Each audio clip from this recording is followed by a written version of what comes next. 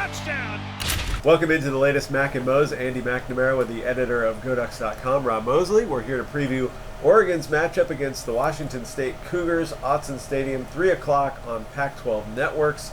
This was a much tighter game a season ago than I think a lot of people probably expected, and it was a game, frankly, that Marcus Mariota won for the Ducks. He was almost perfect, threw some big second-half touchdowns to bring Oregon back in the game. They ended up holding on to win.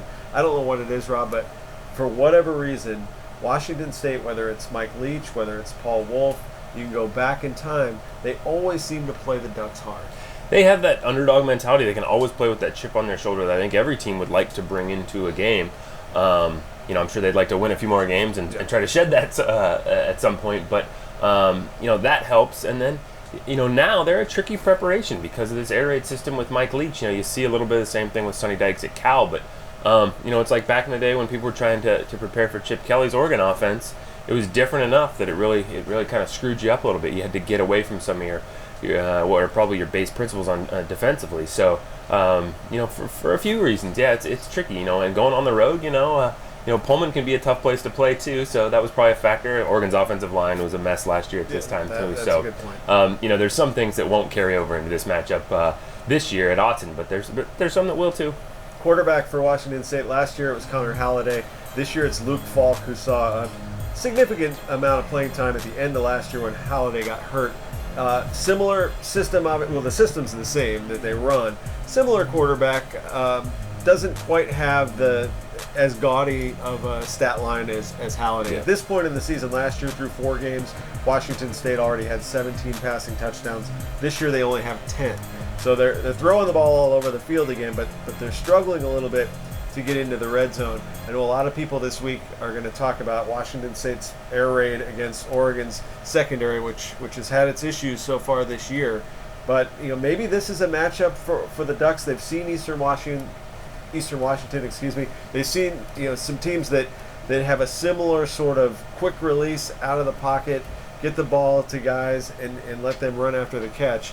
And if last week's any indication, the Ducks are starting to progress in the pass coverage area. Yeah, I think you look at the job Glenn Iannaccio did on Nelson Spruce last week, and gave up some stuff underneath, but only got beat over the top one time, and tackled well. What you have to do if you're going to be willing to concede some things underneath the coverage, and you make them have to mount a rally. It's like if it was a baseball team, they're not giving up home runs. You're making a team have to string together a whole bunch of singles in order to scratch across runs, and that's hard to do.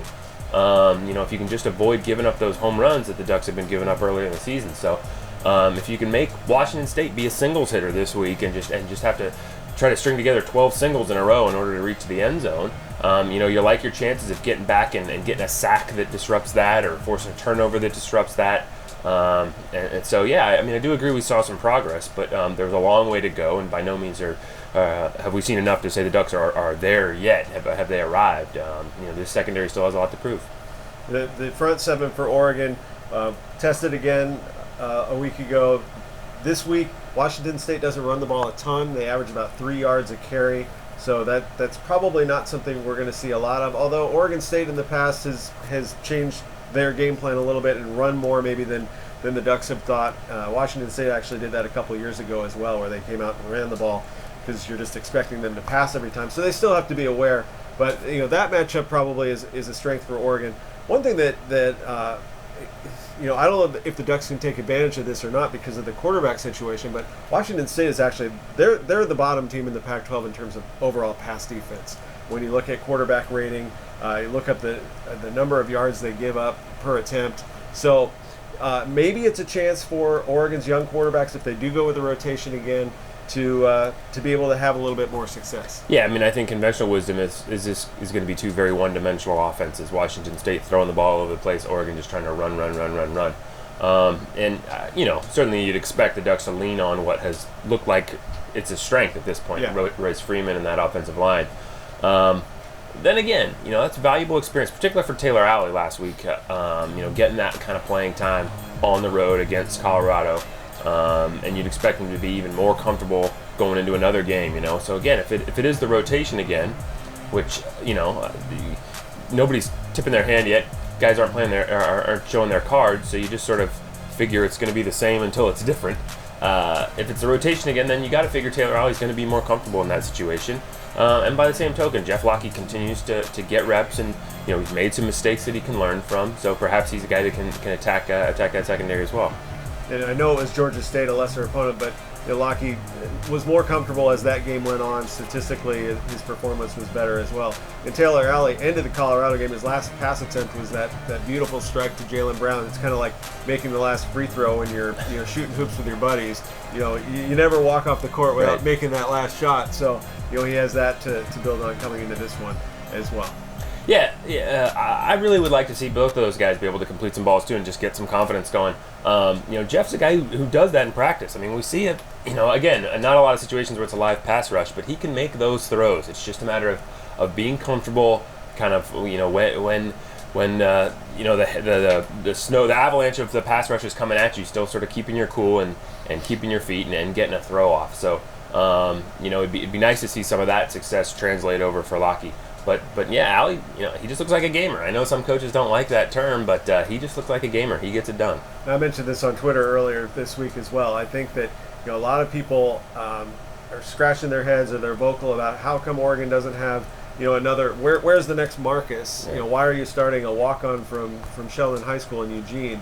But that's really kind of a slight to Alley because he's a really good player, and for whatever reason, the circumstances that brought him here, he's here, and if he's the best option, you got to go with it. Yeah, I mean, again, that's kind of made this point last week, but that's coaching. At this point, if you're the Oregon coaching staff, you're not worried about how you got here or stars or anything. Right. Like that. It's just, hey, within this scope of this week, here are the circumstances we're playing under. These are the guys who are available. How do we cobble together a victory for this week? And I think they did a phenomenal job of that last week. I mean, with some of the changes they made defensively, with some of the things they implemented offensively, rotating the quarterbacks. It's not a perfect system. You want one guy. You do not want a 2-quarterback system. Or three. You want one guy. But that's just not a reality for this team right now. And so you just try to push the right buttons to get the most out of what you got. And I thought they did a great job of that last week. And if that's the situation going forward, you just try to continue doing that for as long as you have to until you can find a guy, whether it's Locke or Alley just eventually seizes it, or whether Vernon comes back and gets healthy and he seizes it. Until then, you make do with what you got. Well, they may need to cobble together a victory again this weekend if they're up on the winning side of the ledger. The Ducks are favored, obviously, at home at Autzen Stadium against the Cougars. They're coming off a historic loss at Autzen Stadium against Utah in their last home appearance, so that they want to kind of get that out of their system, and it'll be sellout number 107 on Saturday at Autzen. Rob and I will be back early in the week next week to wrap this one up, and hopefully we'll have some good news to report. Until then, you can reach us on Twitter if you have any questions or comments for Mac and Mose. I'm at McNamara UO. He is at Duck Football. Until next time, we'll see. Gets the corner into the end zone for the touchdown. It's through 50. He's got the speed. Touchdown.